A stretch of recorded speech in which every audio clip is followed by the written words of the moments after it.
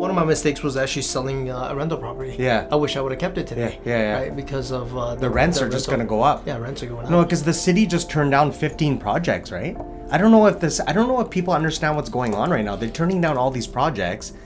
Like, yeah, fine. Some of them are luxury, but a lot of them are middle. We need that. I know you need more social housing, but you need the middle too, right? You know what I mean? Like Cheryl, my wife just rented a 1-bedroom. Yeah. Like in the heart, like in East Van for $1,700, and I was looking at the rent. I'm like, holy, that's expensive.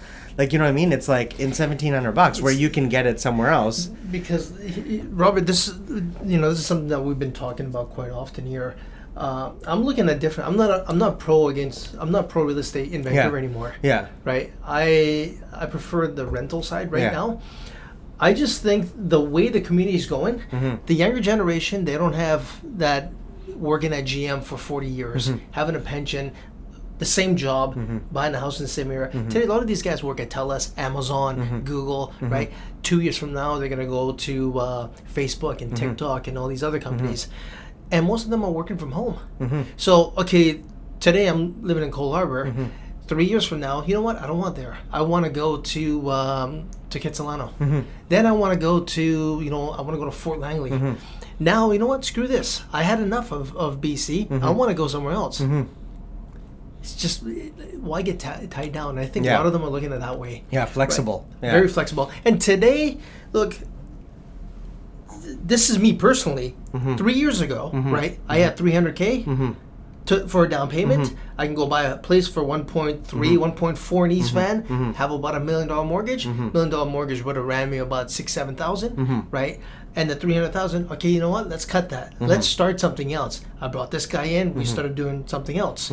I want to see where I am in 5 years versus real estate. Yeah, I'm ahead of the game.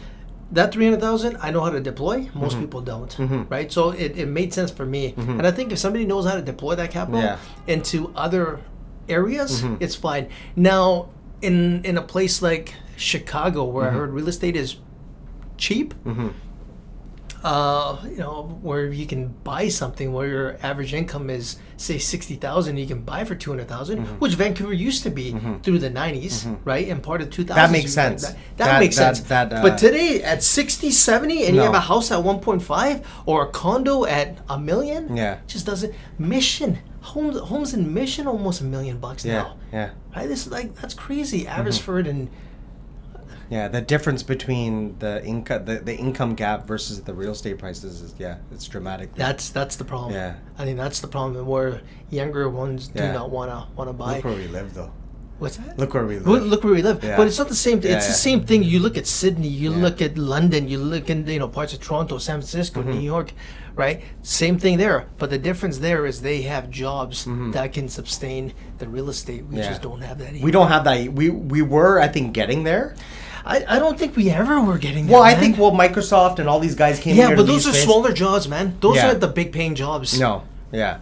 But I think we could have got there if we promoted it a bit more. We have a government that's pro-business and stuff like that. It would have been a little bit better. But if you look at lawyers and you look at accounting firms, right? A lot of the junior lawyers don't even want to work here. Right? Junior accountants don't want to work here because their dollar goes further in Calgary, right? It goes further in other places than it does here. Well, same as anything here, right? Yeah. You know what I mean? You just have to, it's a lifestyle thing, right? You know I'm looking at Vancouver today as I look at Miami, right? We don't really have too many industries here. Yeah. And real estate prices are high. Yeah. It's based Miami's on tourism. like that too? Miami's like that too. Yeah. Tourism, I heard, is down here too in Vancouver. One of my clients who's in the center of it, he owns souvenir stores. Yes. Yeah, it's just I think retail in general is struggling right now, right? You know what I mean? Because of real estate price. Yeah, real estate prices, and I think a lot of people are scared. I think there's the feeling of the market is people are pulling back a little bit, right? That too, and then with Shopify and Amazon, why have that additional cost? But some people like to have the brick and mortar, right? Yeah. To go it's marketing. But to try something on. Yeah. Right? But it's marketing. It's marketing, Yeah, it's marketing. They want to have the brick and mortar. They're not doing that, 30,000 square foot anymore. No, they're kind of down to 3. Yeah. That's all it is, right? Yeah, exactly. You look at I love California. Yeah. I go there, everything changes, and usually within 7 to 10 years it happens here. You go to malls there, over the last 5 years, the malls there are changed over to family entertainment centers, right? Where you have kids can go and play whatever, you know, playground or something. Yeah. Then they have the movie theaters. Yeah. Then they have a bunch of restaurants. So Yeah. all these places are shut down. They're, you know, restaurants, tequila bars, nightclubs. That's what they changed to. Yeah, Well, yeah. not nightclubs, but Yeah, like you're right. Yeah, beer that's and, what. Yeah, I noticed that too. Yeah, That's just what it is. yeah, that's just the future of the world, right? Yeah, it's You the know future what of I mean? malls. Yeah, future It's of the malls. future yeah. of malls. Yeah. And now, like Vancouver's done something else, right? I'm not sure if the U.S. has. Is we're building communities around those. Look at Metrotown today, right? You got a massive hub. Yeah. You have you know, Brentwood's, you know, building again, right? They have, the market there in Brentwood is amazing. The rental market there is strong. The people, it's a great place to live. You got a lot of amenities and it's there. close. Yeah, I mean, you jump in the car down Broadway, boom, you're Yeah, you're in the right. city. Yeah, you're. That's a good place Train to live. system. If I was gonna go out tomorrow and rent, I'd rent down there. A girl that works for me rented there at I Love Brentwood. It's a Okay. big development there on the corner of Lowe's Highway and Willingdon. Yeah. And she rented a unit there. I think it's like a 2-bedroom. But I love that area. But see, with retail, you know, in Gastown, the areas that I work in, it's hot. It's hot. Tech. Yeah. Tech. Yeah, it's just like Microsoft just leased like, you know, close to 80,000 square feet in Gastown. Yeah. And they a lot of these retailers just want these niche. Exactly. It's a niche area, It's right? a niche area. Yeah, so I was lucky. I'm fortunate. I'm grateful that the Well, no, market you're that lucky I, now. When you Yeah. first started, that area No, was that market dumpy, was man. that market was not there. You so- got in at the right time. Yeah, there, my right? timing was Your perfect. timing was perfect. Yeah, my Like- timing was perfect. I got into that market. I found my niche. I did a lot of work in Yaletown back then as well, right? You know what I mean? So So, let me just introduce you here because Yeah, we've been recording here. So guys, I got a childhood friend, Robert Tham Yeah. from Corbel Commercial. We probably go back elementary like, school. Yeah, like 35 years, 30 years, at least 30 Yeah. years, man. Elementary school. Yeah, It was good times back then. yeah. So tell the community what you do and Yeah. about your company, a little about No, your I company just as well.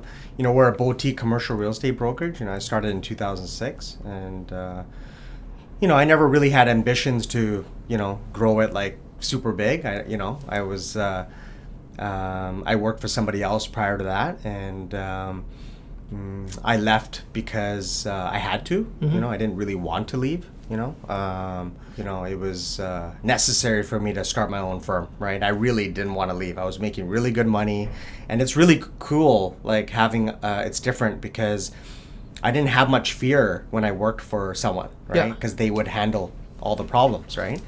And then, when I started my firm in 2006, it's different now. Now you're handling all the problems, right? I encountered a few problems, right? So, yeah, so we're a niche and we geographically specialize. We don't want to, we just believe in specializing in certain markets, and with all asset classes in those markets. So like Gastown and Crosstown and Strathcona and Yaletown, and so that's what we specialize in, right? And I just believe that in order for us to be competitive with the big brokerages, we have to have a niche, right? And that was our niche. It's like we do deals in those areas, and we have information that other brokerages don't have, that people want to pay for. Yeah. You know what I mean? And that can give them a competitive advantage, right? So that's kind of, what our firm is based on, right? Just specializing, keeping it lean and mean.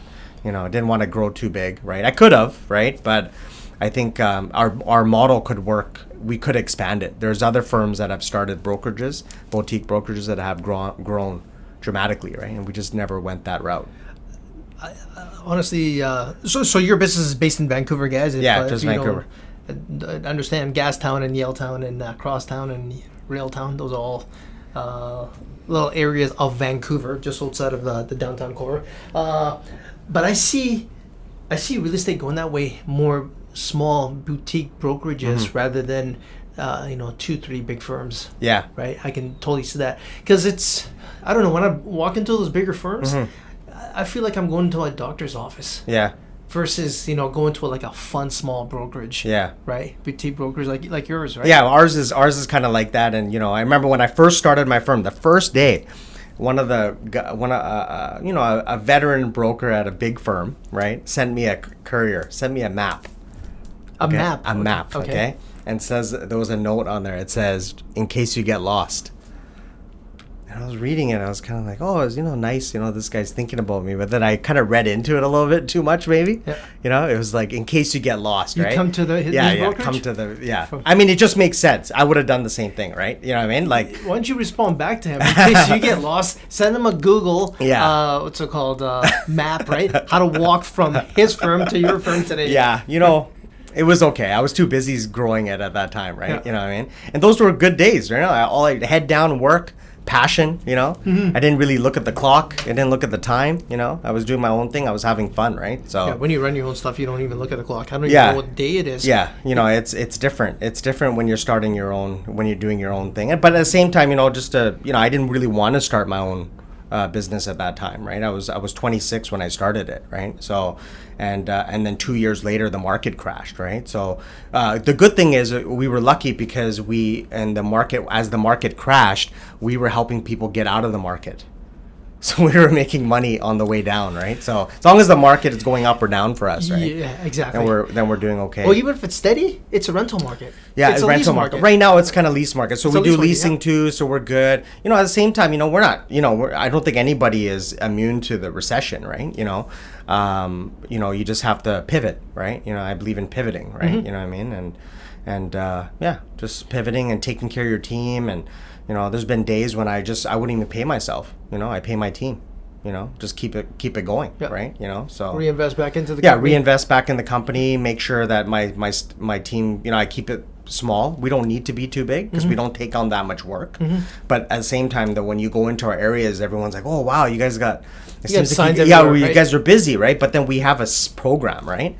So we can, because we only work in that area. Yeah. You know what I mean? So we can walk to all of our appointments and, we don't have to drive from here all the way to other markets. You still got the same office there on Citadel? Yeah. So we keep it. You're pretty much just walking everywhere. Yeah, we're just walking. Yeah. So we renovated. We did some work to it. Yeah. Nice. Yeah. So when you left your old firm, were you on a fork to go into the bigger brokerage or start your own? Or how did that? I guess maybe I'll add a little bit what happened. So when I was younger, the reality is East Vancouver's a little bit different now, I guess, but when we were younger, 100%. Like a lot of our colleagues, unfortunately, it doesn't, not many of them are working downtown. They're not working the suit and tie job. Yeah. You know what I mean? Mm-hmm. Like a lot of them are just stuck, right? It's not like Compton or anything, but they're stuck in the hood. You know what I mean? It's the different mindset, right? You know what I mean? So when I was younger, I got in some trouble, right? And the way I got into commercial real estate was actually my wife. Actually, when I was at the lowest of my life, right? I was on welfare, right? And I was on welfare, and I was just beat up. Life had beat me, and my wife had actually sent me something. It was a BCIT diploma course for marketing management commercial real estate. And I was like, whoa, I read it. I was like, at that time, when you're so broken in life, you're more open-minded. I don't know if that makes sense. You're just more open to suggestions when you're broken. When you're kind of like fighting the world. When you're broken and open for suggestions, I think you're open. But you're open. If you're broken and you're shut down. Yeah, I think at that point you're right. I was broken and I was willing to listen, right? And this mail had come from my wife. Actually, I was in rehab, right? So I've been sober for about 20 years. So it's like clean and sober for 20 years. So my wife had actually sent me while I was in this treatment center a printout for BCIT. Yeah. And it was to that course, and I'm like, oh, this universe is telling me to go take this course. So it's like I always wanted to get into real estate, right? But commercial real estate is sexy, right? It sounds great, right? So I don't know what it is. I have no idea. I was like, oh, maybe I'm gonna sell some stores or something. I'm not sure, right? What do we do, right? I don't know. I have no idea what it was. So I took the course. I got in, right? I didn't graduate. So I had to go in, upgrade, and all that, and I got in. Right? So you didn't graduate from high school. So I didn't graduate from high school. You had to graduate to get to college. Yeah, I had to graduate. I had to upgrade to graduate, and then when I got into BCIT, it was devastating for me. I got 14% on my first test, man. 14%, and it was like basic. I'm smiling because we were talking about. Did you get yesterday. that? Yeah. It was like I failed, and it's like everybody got like 90 something, and I got 14%. Yeah. And I was like about to quit, but because of the life I live right now, it's all about a big part of the life I live today is a lot about awareness, right? And so when an individual is aware, I believe it's very hard to live with guilt, right? And regret. You know what I'm trying to say? Yeah. So I couldn't quit. Yeah. I had to give it my all. So I went to study hall, and I used to get these 3D tutorial things to learn it all. I ended up graduating first class, right, with honors, right? And I won an award and all that stuff like that. But yeah, it was but it was hard because some of these students that went to that school, a lot of them are from the really fancy universities from out east. Yeah. So they're really smart, they're when they take it, it doesn't look like they study. I was in there, I wouldn't sleep. I studied around the clock, and I'm tired, and I'm taking this test, and so, a lot of them I would be at the top of the section, right? I would get one of the highest marks in certain courses, right? So I was proud of myself for that. But I didn't really know much about business, So the first, how I got into BCIT was my first 2-year course, first year in, I was broke. I spent my student loan.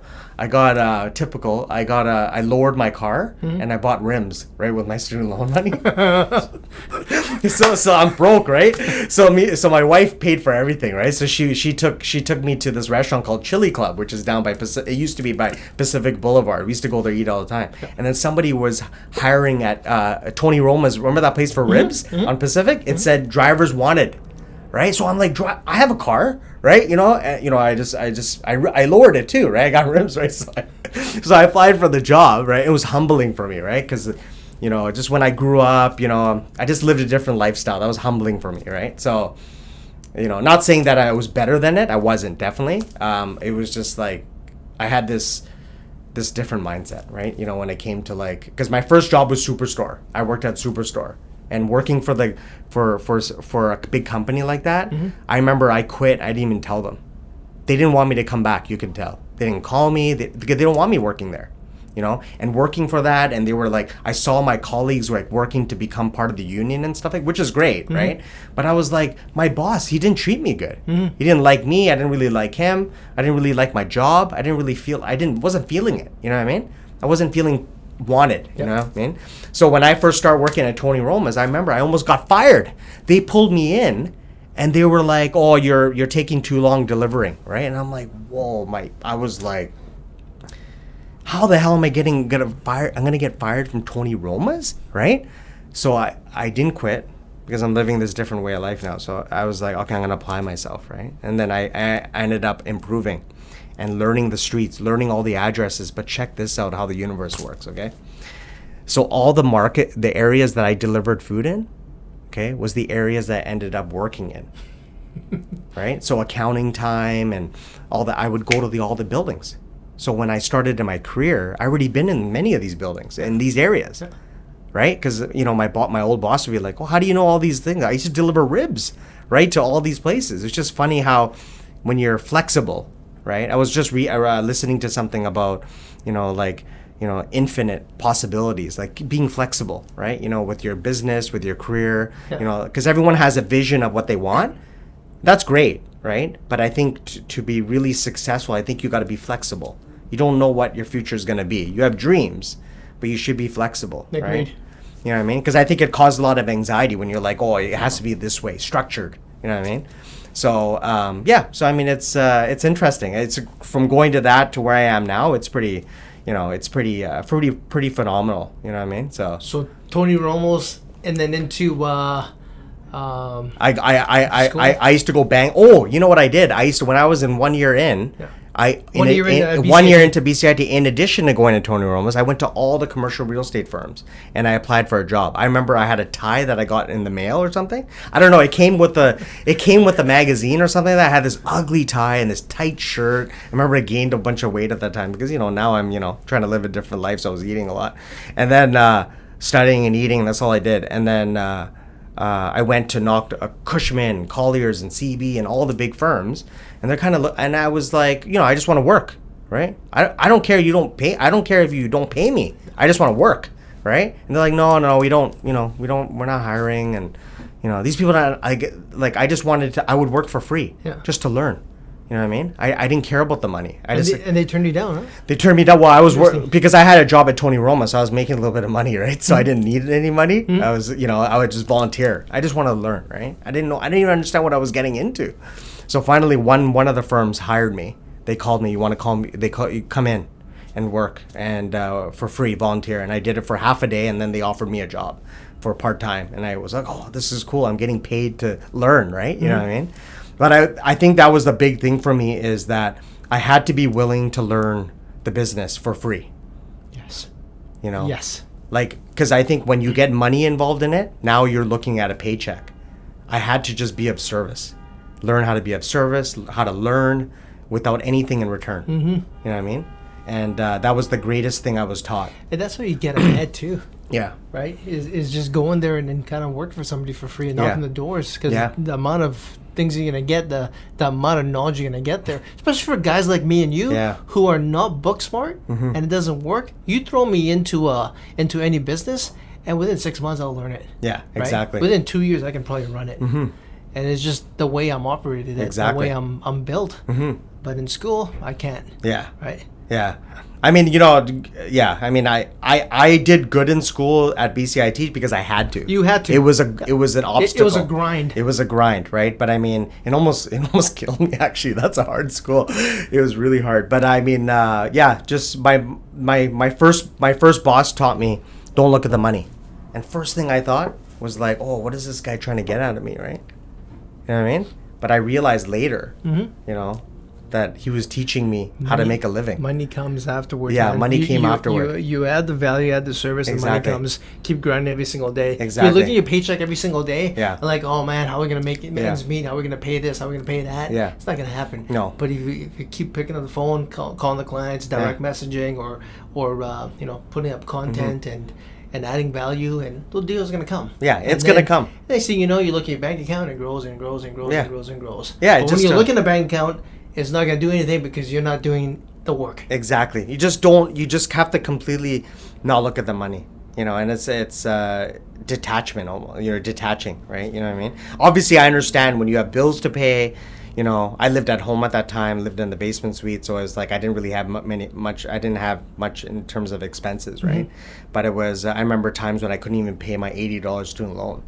You know what I mean? And that kind of, those were tough times. But I started at the bottom. I started when the attack on New York, the attack on the World Trade Center. Yeah, that's when I started. So I didn't know any market. I didn't know, like, that was the market I knew. And shortly before that was the tech crash. Mm-hmm. So the market was like zero. Yeah, there was nothing going on. Nothing was going on. I had to check, see if the phone was even plugged in, right? Yeah. But it was great for me because that's where I started. So now with the market the way it is right now, it's okay. Like, I'm okay. It's funny you said that. When I first started, right, in the mortgage business, I'll do like email ads. I'll do all this stuff, and I'm new. And then I'm looking at my phone, it's not even ringing. I'll call myself to see if my phone is still working. Today, like, I come in, I just hand my phone over to him. Like, Dylan, you deal with that. I don't even want to take my call. I don't want to deal with it, right? Yeah, exactly. It's just, like, things change so fast. Yeah, things change so fast. I mean, obviously the market's a little bit different now, right? But I kind of like it. It's there's less money in the market, right? Especially in Vancouver, and but you have time to think now. And what are you seeing on the commercial market? I'm still seeing, there's still transactions happening for sure. We're busier doing a lot of leasing. We're still selling some stuff, right? But everyone's definitely more cautious. You know what I mean? And when the market's cautious, then you should be a little bit careful, right? You know what I mean? There's less money flowing into the market. How long has it been on the slower side, on the commercial side in Vancouver? I think it's been slowing for the last 3 years, but everybody, hypes it up. Obviously, the market's hot, which it is, right? Like vacancy rates for office space is record, as lowest as ever been, and we deserve that, right? Vancouver's such a great city to work in, right? But I've been noticing a slowdown in the last little while, last couple of years at least, right? You know what I mean? So people are just more cautious, right? Mm-hmm. Prices are prices at a point where it's like, wow, it's just never been here before, right? Yeah. You know what I mean? But you're talking commercial, right? Not commercial, residential. Yeah, good. Residential too, right? Yeah. I mean, residential is just spike. So, I mean, we closely follow the residential market as well, right? When the residential market slows, obviously the commercial market's going to slow too, right? You know what I mean? But Vancouver is a safe place to put money. So for a foreign investor, lots of hedging here, right? Exactly, right? So, yeah. I think that's why a lot of people are mad because of the hedging, right? It just puts the local market out of reach, and I think that's what the pullback is in real estate for, or the anger is towards real estate is because of others hedging. But it's their money; they can deploy it anyway if the government allows it. Then that's fine. And well, the government's stopping it now, right? Now they're stopping it, but I don't believe that's the solution for fixing our affordability issues. We have a major supply issue in Vancouver, major. It takes forever to get stuff approved by the city. It's hard to get business done.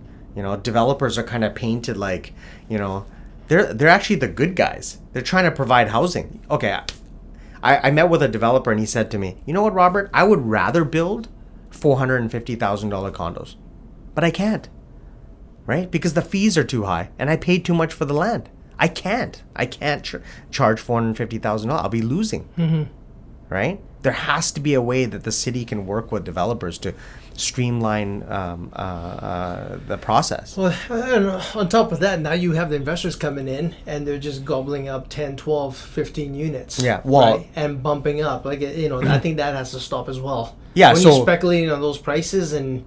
Well, a lot of developers are stopping that, right? Oh, yeah. They don't want to have that much, having one person buy all those units, right? But see, what people don't understand is as the rental market becomes tighter, rents start to go up. And now these condominiums, right, are becoming great investments because the rents are so high. But here's another thing. I was talking to a property manager and she was like, I can't keep tenants. I'm like, why? She's like, they can't afford it. They'll leave. I'm like, oh, how much are you asking? They told me the price. I'm like, just drop it down a little bit and see what happens. So she started testing that and dropped it not by a whole lot. Right? I think it was like $100 or $150. And all of a sudden, she's got some long-term people. Yeah. So you got to adjust. Like I was looking at the rental market. I find downtown cheaper than the valley. Some of these places in the valley, just because you have one more room, it's the same rent cost. Wow, eh? Right? It just doesn't make sense. I think they're just throwing numbers, and somebody bites, they bite. Yeah. Right? Yeah, exactly. But it's a mixture of a lot of things. We got questions here. We had a committee. We asked questions. Okay. And they that's fun. They sent questions to us. So yeah, that's cool. So as a business owner, this is from Karen. As a business owner, should I be buying an office space or leasing it? It depends it depends on your growth, right? Like if my firm, I'm not planning on bringing on 5, 10, 20 staff. So buying for me is great. If you have a business that is planning on growing exponentially and you're raising capital or you're borrowing capital to grow, probably not the best idea because you're going to need to keep your cash. You need to stay fluid, right? Yeah. So it's better to lease. Yeah. Better to lease in maybe in a bigger building where you can have some flexibility within the building. Or within a management company. Yeah. It has a big portfolio. Yeah, where you can actually grow within there, right? Exactly. That's one of the things I like about bigger companies is you outgrow this place, you can move up within that building or within multiple buildings that they have. That's a good thing. Yeah, same thing. Same as Robert for me. If I would not deploy capital into real estate when I'm growing my business. Look, I got so many. Well, not so many. I have a handful of business owners that come in here. Yeah. And we sit and talk like, I want to buy this commercial building.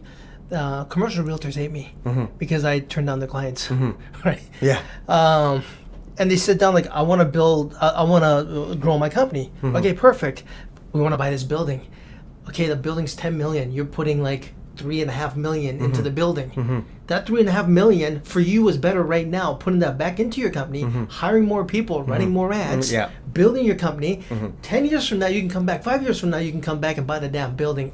Cash. Not have that big mortgage. Right. And that has been the argument. But saying that though, there's a lot of people that come up to me and say that as well. But I mean, I've been watching the growth, and it's crazy.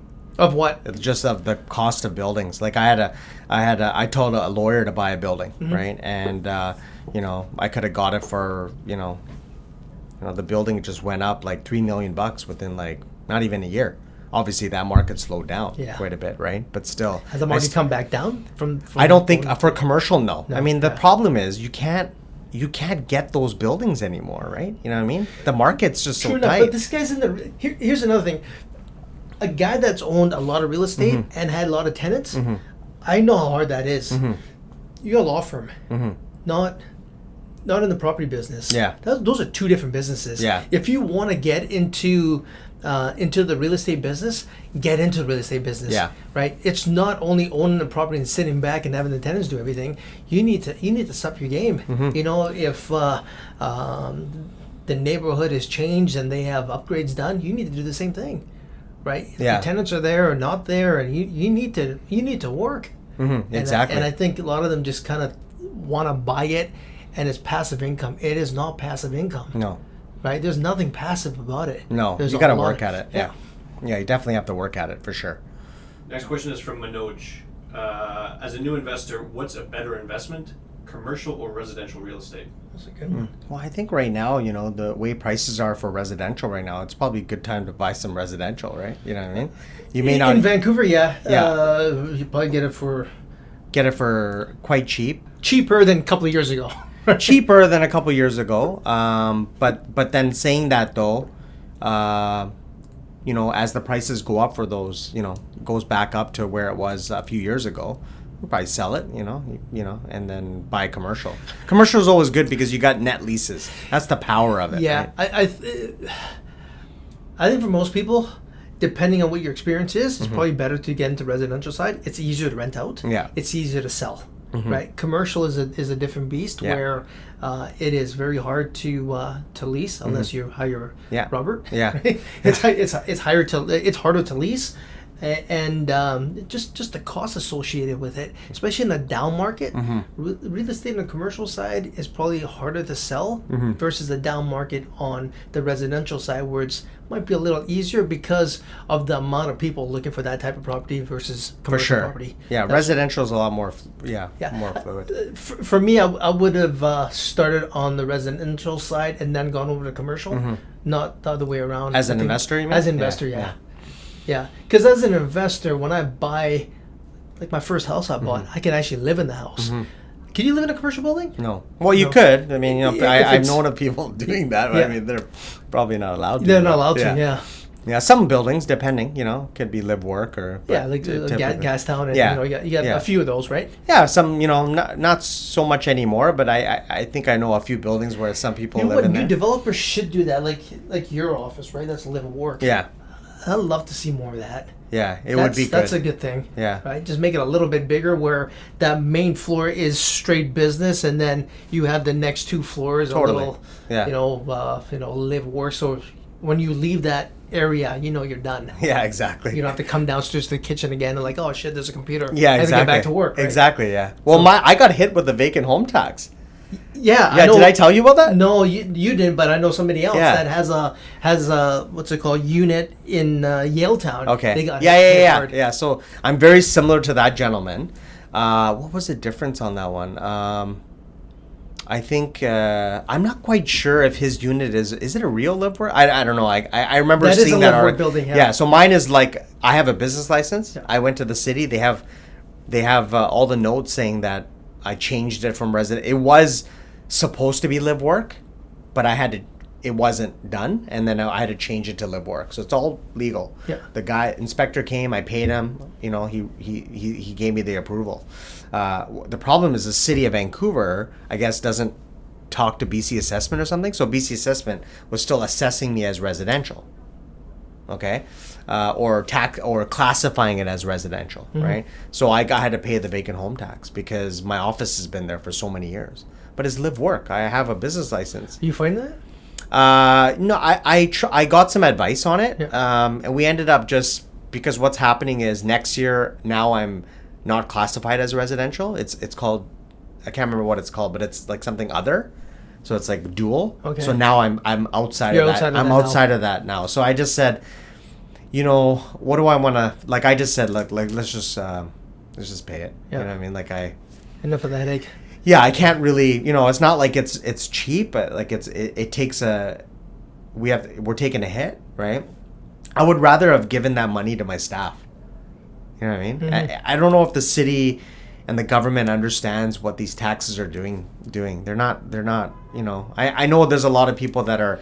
For live work, come on, man. But for, you know, empty house, yeah, I get it. empty house. You know, the thing is like this: if you want to go buy, you know, 5 properties and you want to live in 2, what's like, and the government stops you from doing that because you have 2 homes, like.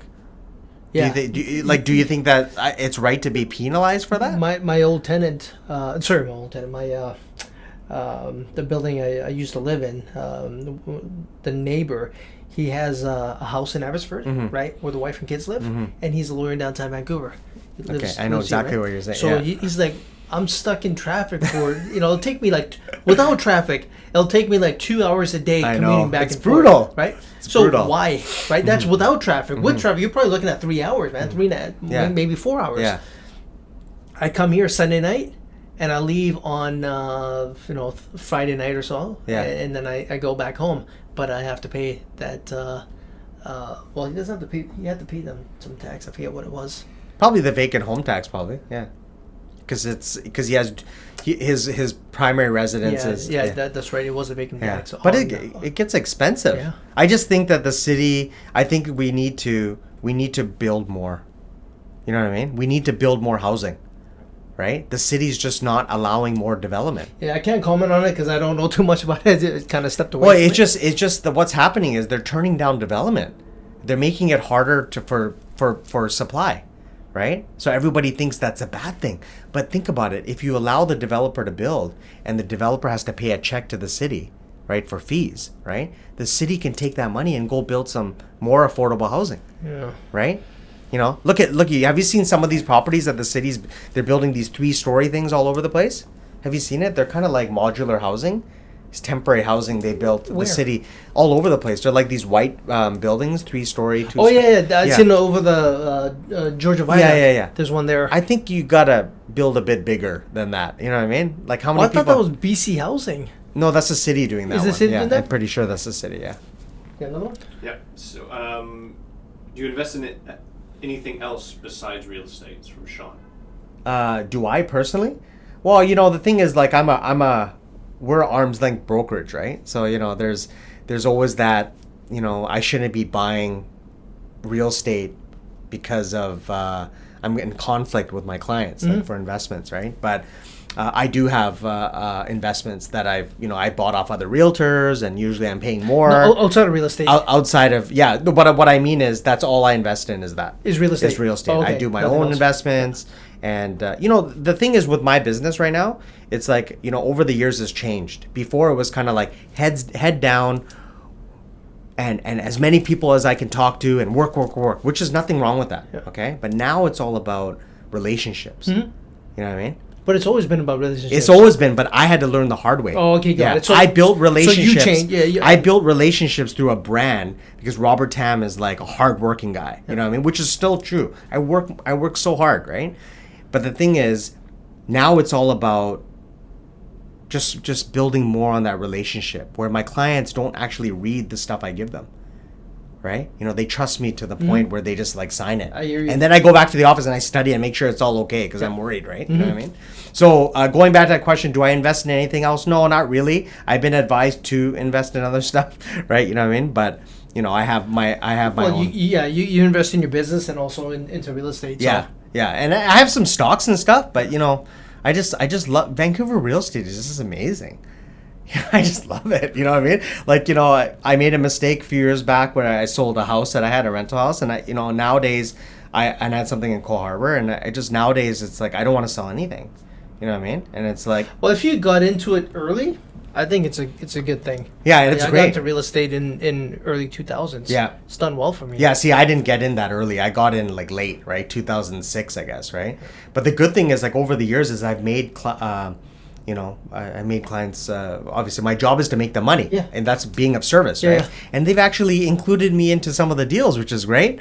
And they've helped me make a little bit and they've encouraged me to invest with them. And I love that. I'm grateful. I learn from, I just learn from so many Value people. given, man. Yeah, Value they just want to share it. Yeah. You know what I mean? Like this total abundance mindset, right? Exactly. Like, oh, come on for the ride, right? And I'm like, yeah, sure, right? Yeah. Scared. even minority partners in the deal, right? Yeah, and I'm scared, right? Because it's a lot of money. I got to put up a lot of money, right? And it's like they just like, no, you got to do it, right? And I come in and it's worked out well. I've done some, That's good. It's interesting deals. From Tyson, what do you do when you're experiencing burnout? You know what? I used to experience. I had a real dry spell for several years where I was just like, I'm not religious. I'm not. I wouldn't say I'm not religious. Sorry, I believe in many religions. Right. I'm more spiritual, I guess. But I can't even say I'm. I'm just trying. Right. But I always try to make sure that I'm strong within. You know what I mean? Like I read a lot of good books. I hit pads almost every day. I hit pads this morning. I do boxing did that this morning. I work out. Pads I boxing. Okay, I basically do something almost every day. Good. Right? Whether it's yoga or I hit pads, and it's just like meditative for me, right? And it just like clears my mind, right? And I do a lot of stuff on gratitude. I write gratitude lists. Good for you. When I keep all that up, it's very hard for me to have burnout. So I just answer that question like indirectly. Hopefully, it's maybe not the answer that maybe you wanted to hear, but that's what I do. I see a lot of Tofino trips. Yeah. Is that for burnout, or is that to relax, or what's that for? That's more for like stuff like I don't necessarily need to do that to not burn out, but I do that. It's part of it. Right? It's part of it. Yeah, it's part of it. Like spending time with my wife, connecting with her. Making sure. Interesting enough, it's like a lot of people are. I used to be like this, where it was like head down work, which is great. Okay. But in order for me to solve the high level problems from my clients, okay, it's many times where I solve it is not in the office. It's actually could be in Tofino, and it's actually sometimes hitting pads when I'm completely not thinking, and I'm like, whoa, and then I just pick up the phone and like, hey, I just came up with a solution to this problem, right? Mine's in the shower. Yeah, you know what? Everybody has a different Mine's spot. in the shower. When I'm in there, like I don't know, when the water hits me and is like, there's times I'm in there like half an hour and the water's just hitting. Yeah. Environmental companies would not like me right now. But, when that and it's hitting, I'm like, okay, I gotta do this. I gotta do this. I gotta do this. I gotta do this. And then I tell whatever one of these two, Google, Alexa, or Siri, take a note, and then boom. They're taking a note while I'm in the shower. Wow, like, that's great. Yeah, I didn't even think about it. Yeah. For me, that's I don't know what it is. It's just the shower, and it's always been like that. Yeah, that's good. Yeah, it's just, and I know, and I learned the hard way. You know what I mean? I learned the slow way. I learned the slow way. And I learned the slow way as well. It's just a matter of testing stuff. And the second one for me is actually the seawall. Yeah. Cole Harbor. I just jump on the seawall with coffee and I just walk, and I just it just clears my head. Totally. And I start thinking and doing other things. But when people are in burnout, it's very hard for you to suggest that. Because I've been there. When I'm in burnout and someone says, "Oh, I remember my friend said to me one day, and he's a commercial realtor, very successful. He goes, go down to Stanley Park and just sit there for a bit, right? For 30 minutes. And I'm like, I don't have time to go sit at Stanley Park for 30 minutes. No. You know what I mean? I got stuff to do. I called you about a problem. I needed a solution, right? But see, at that time I was so burnt out, I just wasn't open. You're blocked. I'm blocked, and it's like crazy because now it's like, because before I would always think like, when you do that stuff, you're taking away time from your client, but actually you're helping your client. Mm-hmm. Because now you're like, you come up with a solution. Yeah. Because they come to me for a solution. And when I'm burnt out, I can't even, I don't even know the answer. I can't answer it. Because I'm stuck in my millions of thoughts that are just racing through my head, right? I get more done outside of the computer and the phone than I do outside of the computer, but on the phone I get lots done. But when you get to the computer, like this morning when I was on my computer, I just love it, eh? I love being on my computer, and I just like, wow, it's like just emailing and engaging with people, like, because I take those times out, that time out, right? I realized a lot of these big tech companies have actually tapped into something. Yep. I sold a building where there was a huge tech company in there, like high security, and they got games and like it's just amazing. Like a big like, wow, is there any work happening? And they're just playing. And lots happening. I know a lot is happening. Lots is happening. Yeah, imagine you can bring that into like more like mortgage brokerage and all that. I mean, you can, right? We all do that right now. I don't think we have something like that, but we can. We're always talking about little basketball day. hoop here, right? Yeah, basketball.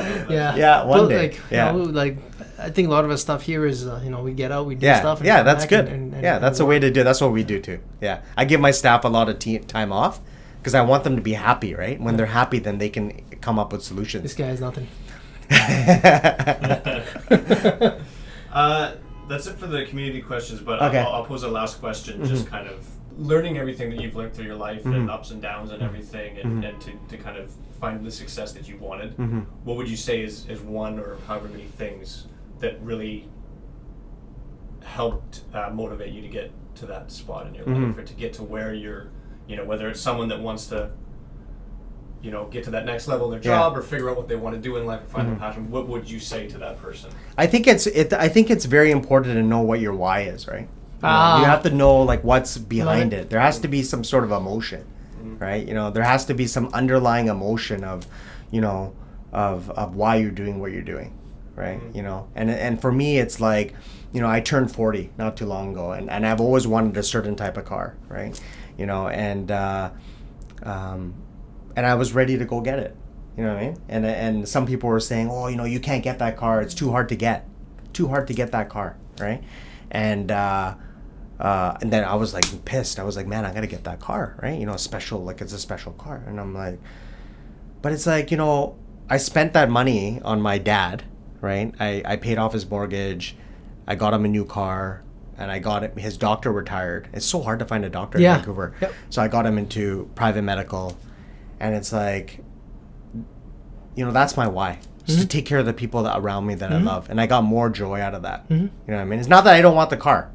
I want the car. Yeah. I don't spend money on, I don't party. I don't do a lot of stuff that other people do. Go shopping. I don't shop a lot, right? I don't really like going to the mall much. I just... I go to one store basically and just get suits and stuff for work. But yeah, just want to spend money on people I love, right? The people around me, So that's my why. You know what I mean? And it's like, just to help as many people as I can. I do a lot of work outside of work as well, right? I think it's important to be doing work for free outside of work.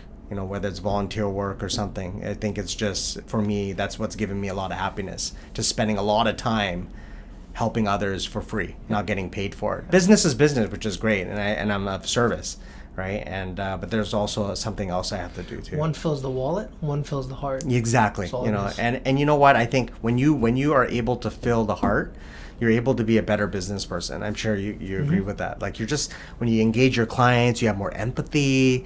You know what I mean? You understand why maybe they're calling me and they're mad. Like filling the heart makes me more full than filling the wallet. Yeah, totally. Yeah, I love it. Like I just watch a lot of videos and I go see Tony Robbins and like I love Oprah.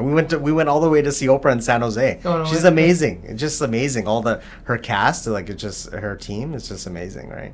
Like just watching all these people. Do you know Ed Milet too? Ed Milet, he's great. Yeah, he's a motivational speaker, right? No, and I got introduced to him, and I went to a vacation, and I saw him at the hotel. No way. Yeah, and I saw him with his family at the pool, right? And he I watch people a lot, right? And this guy is genuine, eh? He's like so cool with his family, and like just giving with the workers there, and like being nice to it's how people remember how you make them feel. I'm sure I've heard that. I've seen that. Yes. Right. And it's like you got to make people feel good, right? Then they remember you, right? And it's your brand. It's your reputation. It's my brand. And you know what? Another thing is I learn a lot from my clients, eh? More than they learn off me. You know what I mean? I mean, I guide them and I advise, right? But it's like I watch how they live and stuff, and I soak it up. It's vice versa. Yeah, it's vice versa. They're getting a lot from you too, right? Yeah, it's just it's the experience that they have and the things that they've done. Yeah. Right. And I'm the same way. I'm like, holy smokes, I'm learning so much from these people here. Yeah. I might give them the same value, and you got to realize that you actually are giving the same value if they're actually they're getting answers from you and asking that question, and Yeah, they are. exactly. Yeah, exactly. That's how it is, right? So hopefully I was able to answer the question. The why part, right? So I mean, I think that's very important. Perfect. Yeah. Well, hey, thanks for coming. Yeah, on, I man. know. I really appreciate it, Hey, brother. good to see you. Yeah, you too. It's been a long time. Yeah, it's been a long time. All right, guys. Yeah. Until next time.